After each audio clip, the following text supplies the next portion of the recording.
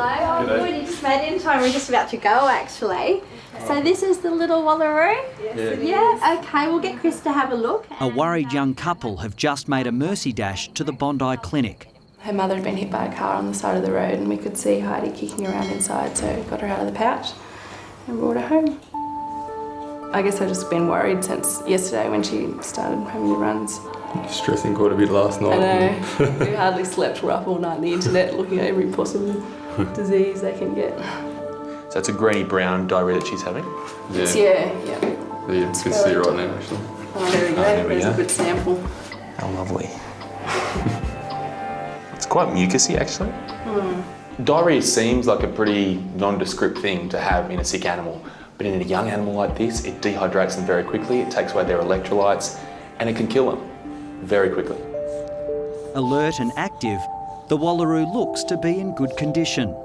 Twists the head around and watches what I'm doing. See that? Do you mind? I'm trying to work down here. But appearances can be dangerously deceptive. So everything's a little bit upset, a little bit angry down there.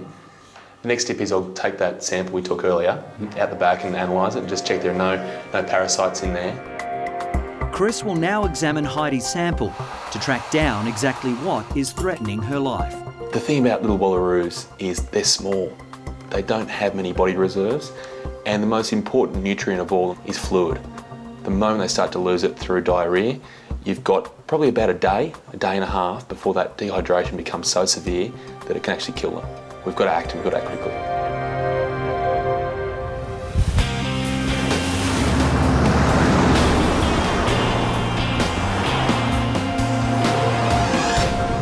Hey, good boy. Boy, darling. Oh, Sore. oh, there's something in here.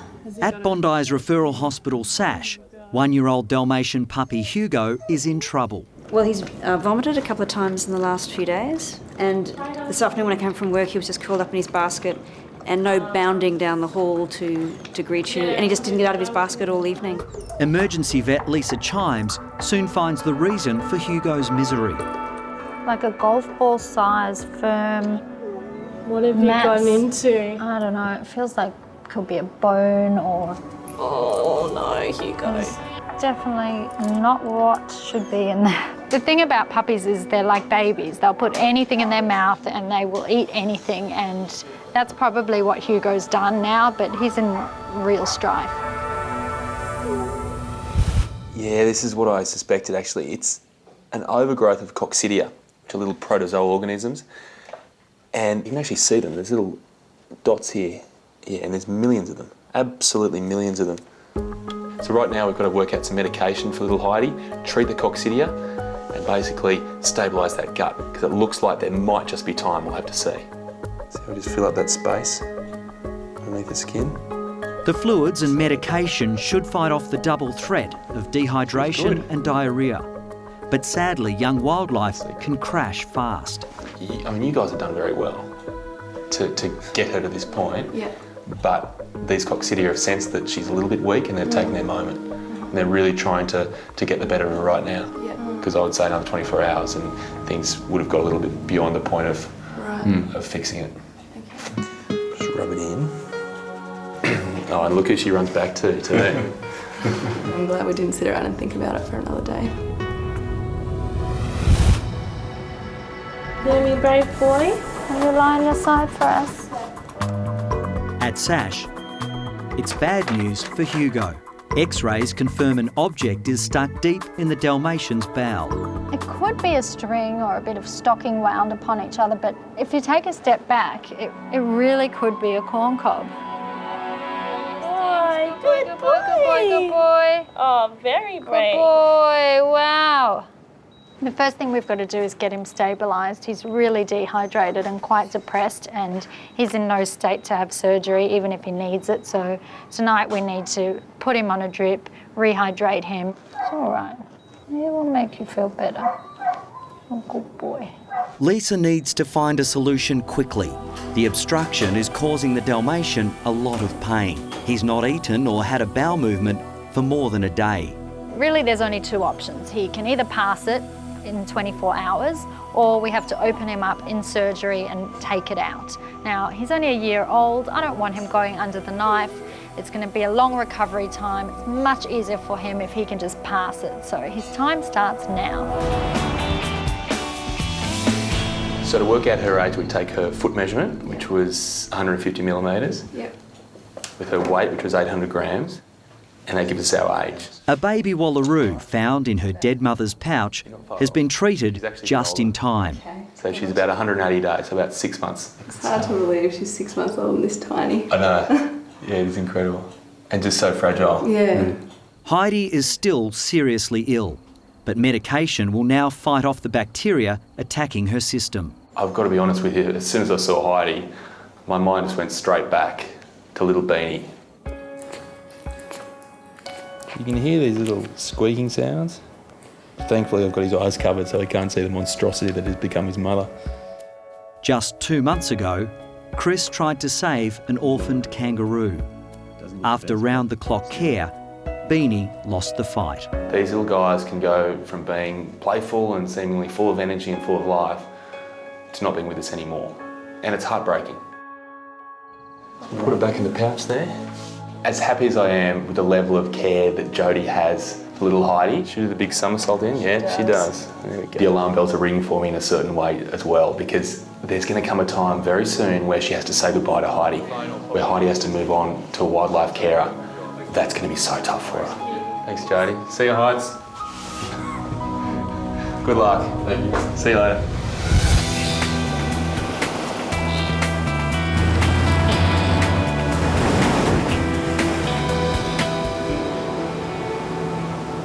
On the TV, this is what they show as Bondi Rescue. Rescues. Or when you see all them people on the beach. Yeah. This is the one. Yeah. Next morning, Chris's new clients have arrived from out of town. Oh, here's another puppy. Look at that. Look at that. That's a Staffy. John and Fiona have just arrived after a 3-hour drive up the coast with their 4-month-old Shar-Pei. Yeah, he's always got a problem of his eyes when he's walking. You know, he's always bumping against a wall or chair. Mr. Wilson sees almost nothing because of the huge folds of skin that cover his eyes. He's in danger of going blind. People do say, oh, that's one ugly dog, but normally he's growling at him if they say that. They seem to know what they're saying. Fiona and John run a Chinese restaurant in Bateman's Bay and have even closed the business for a few days for this mercy trip. Shut the shop, doesn't matter. Look after the boy. We will enhance his looks one way or another.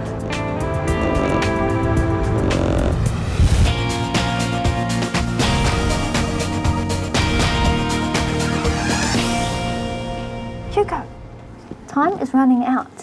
Andrew is sharpening the knife as we speak. I know. It's quite scary. I know. At Sash, Hugo has not passed the suspected corn cob wedged in his bowel, and the puppy's condition is deteriorating. The obvious answer would be to give Hugo a laxative, but if he's got something stuck, physically stuck in his bowel, and we go and give him something to make his bowel work more, he could rupture his bowel, become septic and die. He is such a beautiful dog and I don't want him to have to undergo surgery, but it's looking more and more likely. You just got to burp it out. Hello, it's Neil here from Bondi Vet Hospital. I've got a lost dog with a microchip.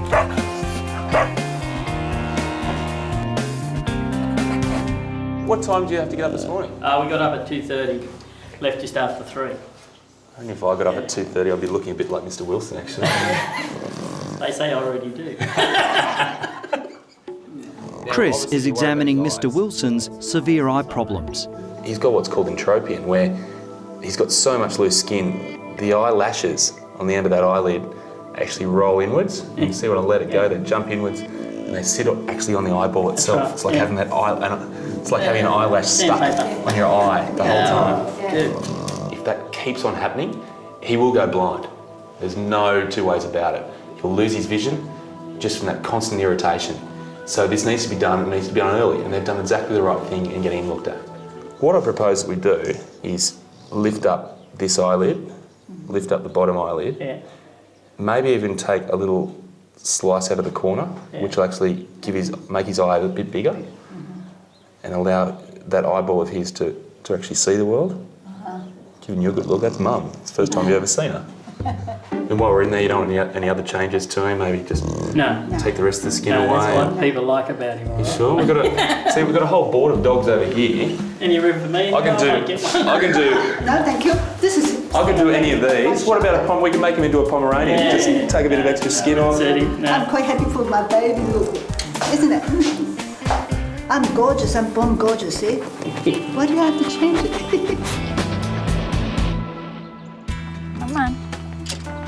Come on, Hugo. All right, number 1. Now number 2. Come on, it's toilet time. At Sash, Lisa is hoping a walk on the grass will encourage Hugo to pass the object blocking his bowel. Come on. Don't get distracted. Just focus. After 20 minutes, still no result. He's not really being very helpful, and I'm getting quite tired. Come on. We'll try for a little bit longer, and then you know what has to happen.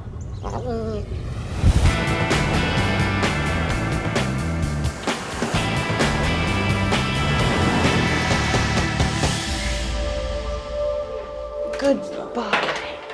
Hey, mister. What do you reckon? That is your new look. You just put your face there. It's remarkable. You're such a bastard. Just like that. 4-month-old Mr. Wilson can hardly see because of the huge folds of skin covering his eyes. No one's doing anything yet. Eventually, the rubbing on his eyeballs will blind him. Even before his pre-med injection, Mr. Wilson is making a fuss. This spoilt Shar-Pei has never been parted from his owners. They'll be back soon. Want a little dim sim in the meantime? There's actually quite a story behind the Shar-Pei. They were bred as hunting and guard dogs, and the point of all those loose folds of skin is actually to help them with their hunting. If they get grabbed hold of, the animal that's grabbing hold of them just gets the skin, it doesn't get the dog. All right. They're so ugly, they're cute. And Mr. Wilson is just the epitome of that. Mr. Wilson's ready for the nip-tuck that should finally help him see the world. But at just 4 months of age, any anaesthetic can be dangerous. He just doesn't have the body mass, the body size or the maturity to metabolise his anaesthetic in a normal way. So we have to be very, very careful. Open the cage. Now I'll leave you to think about what you've done. You just think about it. Lisa is running out of ideas to help 1-year-old Hugo. With the obstruction in the puppy's bowel not budging, the operating theatre is on standby. Hugo! What is there? Is that a poo?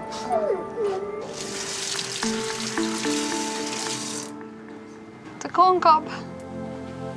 He has saved himself a bit of grief. I know it took a while, but we got the results in the end, and thankfully Hugo doesn't have to go to surgery, so it's great news. I don't envy him for passing this.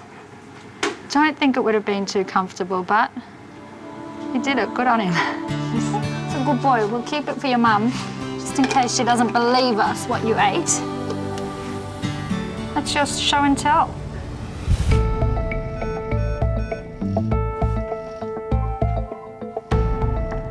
The hardest thing here is just working out how much skin you can take, because it's like jumping on the corner of a waterbed. The moment you hit it, the skin flies to the other side of the face, then the moment you take your hand away, the skin comes back.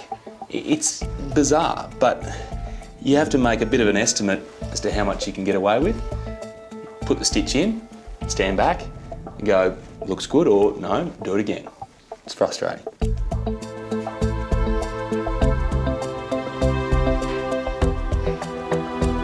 Mr. Wilson's quality of life depends on Chris getting the painstaking surgery right. It takes 1 hour to finish the right eye. That's fine, but it's the left eye that's the big worry. It's the one that's really drooping over, and it's going to be quite a challenge.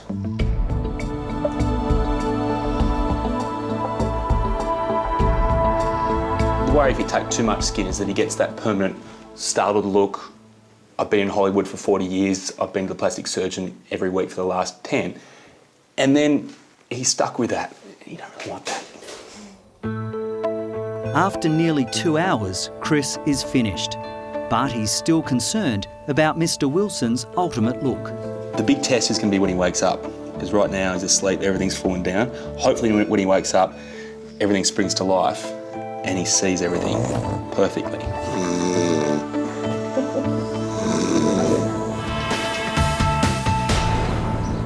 Mr. Wilson, you do look good, don't you? You do look The next day, Chris is at the clinic early to check out the results of Mr. Wilson's eye lift. How's it looking? I'm feeling pretty, you know. Neil, you look as though you're 20. I know, I've had 10 years taken off. Fantastic. Yeah. You look like a double bay housewife. I know, you did a good job, yeah. It's ridiculous. Neil's got the surprise stare, which I was trying to avoid with Mr. Wilson. Can you see me? I can see you. Yes. Great. He does look good. He genuinely looks as though it's one of the first times he's truly seen the world, and he's a bit wide-eyed and in awe of what's around him. Back at home, Heidi, the Walaroo, is improving rapidly. We were worried, we didn't know what was going to happen. We were scared for her, and yeah, it's a relief now, we can relax again. Yeah, I was shocked when I heard how close it was. The 24 hours, I couldn't believe it. We were lucky. In a few days, it'll be time for her to leave Jodie and Zach to go to a wildlife carer. So I don't know what it is about her, but she's just so little and helpless, and it's a nice feeling. All right, Hugo. This is the final test. Now, if you can eat this without vomiting, and you eat it well, then hopefully you can go home tomorrow, or today, if you're lucky. Only 24 hours ago, Hugo was a miserable puppy in a lot of pain, with a corn cob wedged in his bowel. Oh, yummy. Fortunately, These are yummy. the Dalmatian managed to avoid surgery and can now go home unscathed. There! Oh, yes! No, this is normal Hugo. Oh, charming. That's the corn cob. Oh, It's lovely. not the colour of a corn cob that you ate, I'm sure. Wow, lovely. Thank you. The next time. Oh, no. Oh, we give cuddles and yes, we give kisses. Yes, big one. Oh, you said thank you. Gorgeous. I can hear his voice. Was that him? Sounds like it. Owners John and Fiona have arrived to pick up Mr. Wilson. I was missing my baby. You always think, oh, what's it going to be like?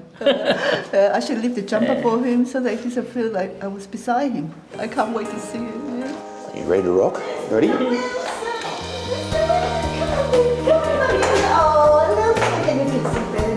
Oh, the eyes are really clear. I see them again. Mr. Wilson will need to be checked in another 6 weeks to make sure the eye lift has been a success. Oh, yes. Much better. Brilliant, brilliant. Yeah. You can see the whites of his eyes. Yeah. Never before. Yes, give Chris a Chris. Say thank you, Chris. Just a now I'm off to the Australian Reptile Park, about an hour away from Sydney. Now, apparently there's a Tassie devil in a bit of trouble, but also, I'm not sure if this is a joke, a python with a sore tooth. Now, surely someone's got to be having a laugh.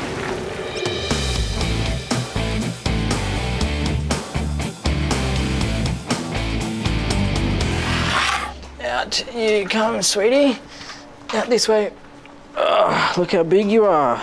Queen Bee, the massive 2-year-old Burmese python, is suffering from an inflamed, swollen mouth. Yeah, she's got a bit of an erosive lesion on that bottom right-hand corner, so a bit of a mouth ulcer, if you like. Yep. It's eating down into her gum line. The way it is right now, and left untreated, she won't eat, and that'll be the end of her. And she can bite, can't she? I mean, she's got teeth. While you're poking around her mouth, she's got her 2 teeth are about 4 mils long. Yeah, that's nice. It's reassuring. Thick as a needle. Burmese pythons aren't venomous, but can easily kill a human by constricting their victim and causing blood vessels to explode. That doesn't help. She's smart. She's having you for lunch. I've still got one arm. That was quite a standoff when Queen Bee wrapped herself around me. Each time I touch her, she goes harder on me too. Chris looks more like a cat handler, I guess. I could see when it grabbed him around the arm there, kind of went a little bit white like a ghost, and it was quite funny actually to see, but I think he held himself pretty well. Okay, we'll give it a go. Yeah. The 4-metre python needs a broad-spectrum antibiotic to eliminate her mouth infection. It moves away so quickly. Chris is struggling. His first 2 attempts failed. She just has this reflex movement. There we go. In? Yep. She ain't happy. Oh, yeah. All right, so that antibiotic will sink in through a system and go from this end all the way up that end and treat that infected mouth. Hopefully her mouth will start to deflame. We'll be able to get those beautiful bunny rabbits back into her.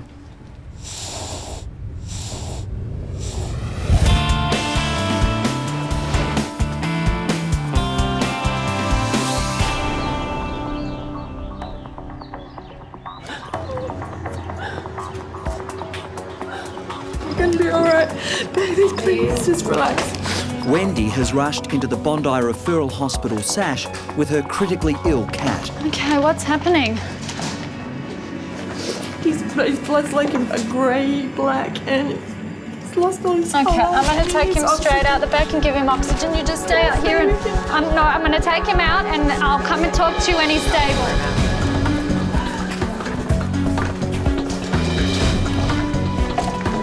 I'm just going to mask this cat. He looks like crap.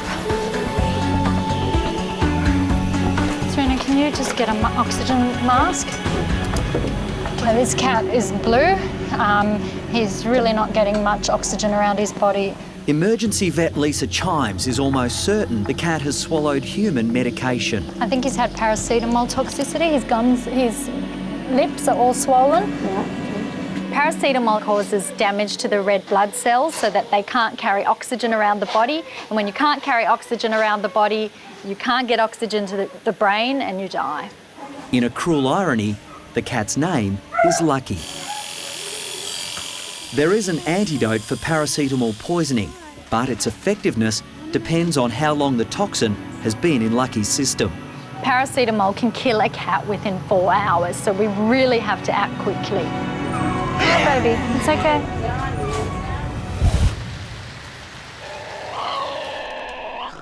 At the Australian Reptile Park, marsupial keeper Tim Faulkner has another difficult case for Chris. All right, put her in there. A 4-year-old Tasmanian devil with a seriously infected teat. So we know when she had Joey's last year that it obviously wasn't like that. Yeah, exactly. And it did go down when the Joeys were weaned. Yeah. It did go down, and it come back up after that. Sorry, Black. That teat itself is really ballooning out dramatically. Now, it's almost 10 times its normal size. It's red, it's inflamed, it's enlarged. Alarm bells are ringing. The situation is even more critical because of Blackie's special status. A vicious disease called devil facial tumour has wiped out more than half the devils in Tasmania. Blackie was shipped to the mainland to ensure the species' survival. Come on, Black, you're all right. There, come on, girl. This species is on the brink of extinction, and without good breeders like Blackie around, that's the way it's heading. The problem is that that's not going to be functional. Yeah, that's right. No Joey can attach to it. Sadly, Blackie is now facing an altogether different, life-threatening disease. There's a lot of things it could be. The one I'm really worried about, though, is cancer. It's very enlarged, it's very ugly, it's very inflamed, very red. That's how cancer looks. Hang on. Okay, stop it. At SASH, Lisa's under huge pressure to stabilise Lucky, but the terrified cat is fighting her health. It's all right, sweetie, calm down. Lucky has paracetamol poisoning and is just hanging on. No. Come on. It's all right. Hey, kitty. We can't give you an antidote if you keep moving. Come on. Okay, just get that oxygen mask on. We're stabilising him at the moment and he looks pretty bad, but I have seen cats that are this bad get better, so we're doing our best to pull him through this. Lisa needs to ask the owner, Wendy, for permission to give Lucky the antidote. We're not going to see the results straight away. How long does it take? I mean, he could take several days to get better, and I can't guarantee you that he's going to recover from this. But he still might not get better. Okay, we're going to give him his best shot and do absolutely everything we can, but I can't promise you anything. Okay. Lucky's been with us since he was 2 or 3 weeks old. He's like our own little baby, really. You know, we syringe fed him. Got the photo. He's just like one of the family. Our little baby. I had no idea that paracetamol could do that sort of thing, you know, but I know he certainly didn't get it from us. Okay, keep it still because you might jump here. We're looking to see what comes out of that syringe. If it's very firm and if we get cells or tissue out of there, that's bad because that implies that it's cancerous. If we get fluid, however, that's good news. It could be a cyst. It's very diagnostic and pretty simple and very quick. We'll have an answer very quickly. At the Australian Reptile Park, Chris is about to discover what's wrong with Blackie the Tasmanian devil. Pass. Fluid. Good? Yeah, it looks like a cyst. Good news. See how that's collapsed right down? Yep. Quite a bit in there. There is, and there's probably more to come too. Oh, great. Relieved. I mean, cancer is a big word, you know, and I had a lump in my throat for a minute there, but when I seen that fluid come out, and from what Chris had said, I was really happy, really happy. This is what's actually in there. See how it's really watery? Yeah. The infection has been caused by a blocked milk gland. Very awkward to hold it. Yeah. Chris is now attempting to draw out more fluid, but Blackie is becoming very distressed. We're not going to have much longer in her. I'm getting harder and harder to hold her. All right, we're almost done. You can see that when I squeeze that... Come on, Black, you're all right. There, come on, girl. The concern is, though, that when you've got fluid in a spot like that, it can very easily get infected. Yep. And it could go from being a cyst to being basically an abscess. The solution's easy, antibiotics. The hard part is giving a needle to a highly agitated devil. Now, just to reduce the risk of... Just watch it, because she will swing right around. Okay, I'm fast, mate. Yeah, she is too. The front's got canines and the back is scissor-like shearers, so, you know, they'll take a finger in half. Just be ready for her to swing, because she's pretty fired up. And they don't look like she's going to turn around, but she will very, very quickly. Okay. Ready? Done. Easy. She can go away? Yeah, she can go. Okay. She can go. Nearly over. Anyway, in she dives. The chances of her breeding again are dependent on how well that teat's going to function. But if we can keep that healthy, keep it clean, then she could be mum again. And for the species, that'd be fantastic news. What's happening? Just really shallow breathing. And it did stop for a little bit. At SASH, Lisa is about to give Lucky an antidote for his lethal dose of paracetamol poisoning. Okay, can we get the crash cart? Lucky's just crashed and it's happened before we've even had a chance to give him the antidote. Is there a laryngoscope anywhere? Yeah, he's just arrested. The toxin has shut down Lucky's system. His heart has stopped beating and he can no longer breathe on his own. We're giving the antidote while we're doing CPR. His chances aren't very good, but we've got to give everything we've got to get him home to Wendy. Sophia, do you want to stop for 1 second so I can see if we've got a... Oh, there's some P waves. Okay. What are my chances? In the heart of Bondi Junction, 7 Staffordshire Terrier pups are causing havoc at their home in a fancy dress store. Oh, you rat. Renegade will be the first to leave home. It is sad. I'm still trying to fight the fact that I'm going to maybe keep the other 6. I think I'll be sad if any of them leave Bondi. But before Renegade can go to his new home, Nerida's taking the whole family to the Bondi Clinic for their vaccinations. And they're still asleep. Chris has just returned from the reptile park and is back in his comfort zone. Mona doesn't do a lot, does she? The team includes Mona, 3.64 kilos. Spanky, you want to tell me how you got the name Spanky? Buckwheat, 6, alfalfa, 7, 8. And Miss Lilu. At 6 weeks of age, they're just so fragile. Their immune systems are really underdeveloped. So the fact is, vaccinations are a must, and they've got to be on time. Sure, give them all the love and attention you want, but just don't forget their shots. Thanks. How's that for a reaction? So I'm pleased to say the entire gang is fit and healthy, but I've got one concern. Nerida. She's going to go through some serious heartbreak when she has to say goodbye to these puppies. Got a beautiful family, Nerida. Come on, guys. Very heavy. So I have my own personal puppy carrier now. Come on, kitty. Hey, come on, Lucky. He's called Lucky. Oh, never call a cat Lucky. Never call a cat Lucky. But be lucky, okay? Lisa is administering more atropine and adrenaline in a last desperate attempt to save Lucky. Oh. Come on. She loves him so much.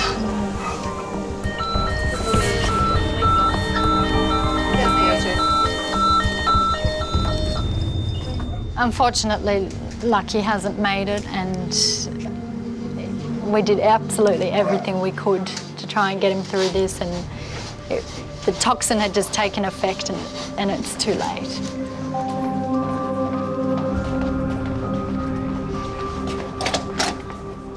Wendy is convinced someone deliberately gave Lucky the paracetamol. You're pretty angry now. You know, I'm very angry that people are that wicked out there that they can kill little animals. They're so helpless, you know. And he was so loving. It's like losing one of your children, you know. It's just heartbreaking. It is extremely important that people realise how toxic paracetamol is to animals, especially cats. And we've just seen Lucky lose his life because of paracetamol, and people just need to be aware of how deadly it is. What have you got here? Yeah, there's some ducklings in there. Hey, Mum. Chris has received an urgent call from Barry, a member of the wildlife rescue group Wires. Probably not the place to raise kids on a building site, is it? No. We've been called out to a house that's under construction because the neighbours have seen there's a family of ducklings trying to eke out a living in the family swimming pool. Only problem is there were 4 yesterday, there's now 3. We'll just approach slowly here. The house isn't a place for these ducklings to be raised. There's obviously predators around. We need to get the ducklings, catch them all, try to get the mother as well, and then relocate them to a safer place. We want to keep the family unit together, so we need to approach this very carefully with a very distinct plan. Could be getting dirty here, Barry. Could be getting very dirty and very wet. The pool is putrid, full of plastic bags that could easily drown the ducklings if they got trapped. We lost one last night by the sounds of it. We don't want to lose another one. Plus there's a big storm approaching. We have to act and really act now. In your world now, aren't I, ducks? I've got to say I'm a little bit nervous because this is a tricky place to work. We're dealing with wild animals, animals that are going to be scared of us. Keeping them all together is going to be really, really difficult. One hell of a challenge.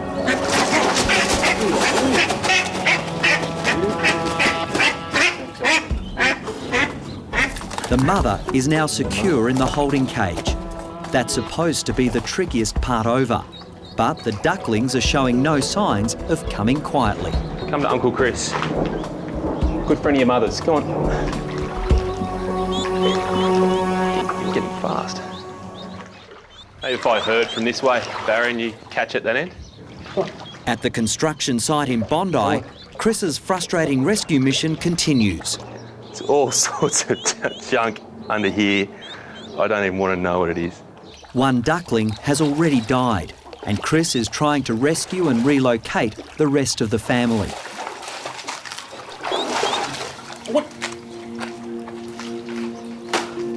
We've been really successful in grabbing 2 of the 3 ducklings, but there's one still in there that thinks it's a Red October. It's the submarine duck.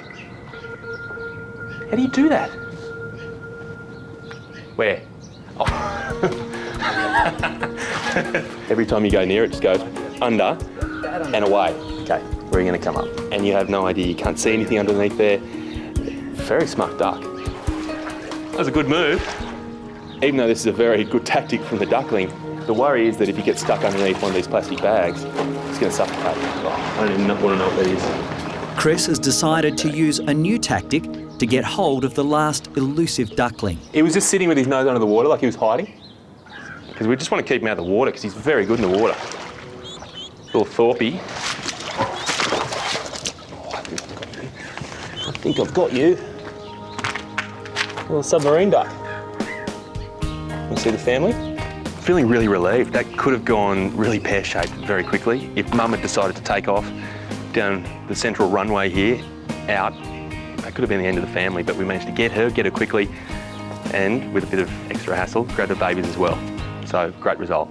Now, take them to a good spot, release them. Hopefully the family has many more happy years ahead.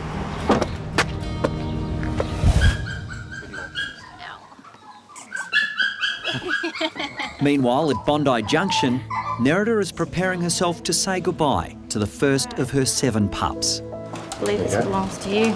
Oh, thank you so much. Officially belongs to you. One less mouth to feed. One less, yeah. One more for me. Renegade's new owner, Dave, is a builder in the local area. He gets to come to work every day with us, hang out at the beach, do everything, you know, a dog should do.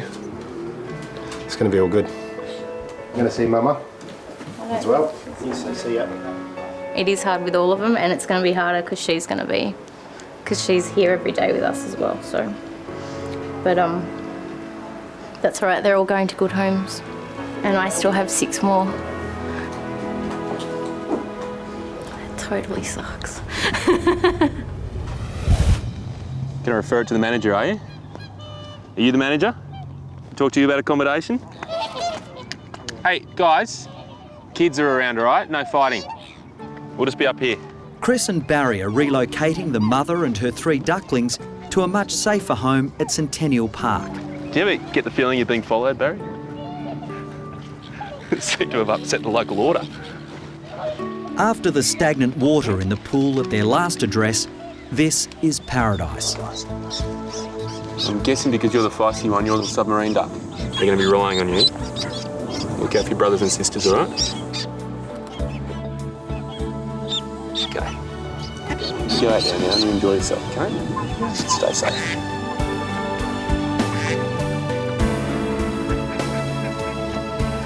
That's great. Good result, mate. Good one. Good on you.